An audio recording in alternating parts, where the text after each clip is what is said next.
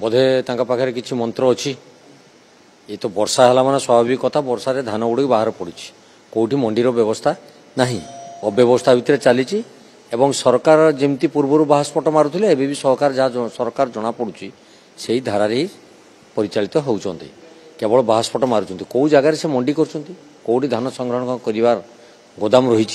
कि चाषी धानटा सुरक्षित रे व्यवस्था नहीं सब अव्यवस्था भितर रही चाषी एथर मथार हाथ दे बसवे जो एफएक्यू मानटा को निदर्शन करने जो सिस्टम सरकार करा गत सरकार ठार आहरी बढ़ीज एवं बाहर गत व्यवसायी मानक भी बंद कराई धान किणुना तो चाषी बर्तमान धान भी बिक्री करें ना जो एफएक्यू मान सरकार निर्धारण कर सी टे ये न करती रेक्टिफाई जदि न करती मत लगुच धान बिक्री होगा भी मुस्किल हो जो धान भी अच्छी ये जो वर्षा है ये वर्षा भितर से धान भी पूरा नष्ट हो चाषी धान बिक्री कर वंचित हम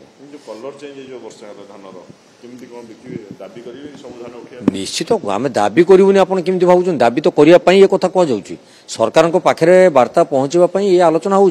सरकार शुणु एवं जानतु केवल कथा कागज कलम करदे चलनी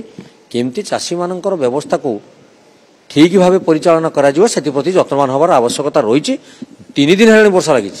आसंता काली छाड़ब कि नहीं कहीहबनी विगत 3 दिन है वर्षा लगी विभिन्न अंचल ओडिशा रे तेणु धानर प्रभुत क्षयक्षति बहु धान जगार अच्छी उपकूलवर्ती अंचल में एपर्यंत धान को अमल भी सरी ना बिलरे पड़ी से धान अमल हो पार कि नहीं सन्देह तेणु एपरी विभिन्न दिगरू नेले सरकार एप्रति आपणकर वार्ता न दे काम कौन करेंगे से कथा से करके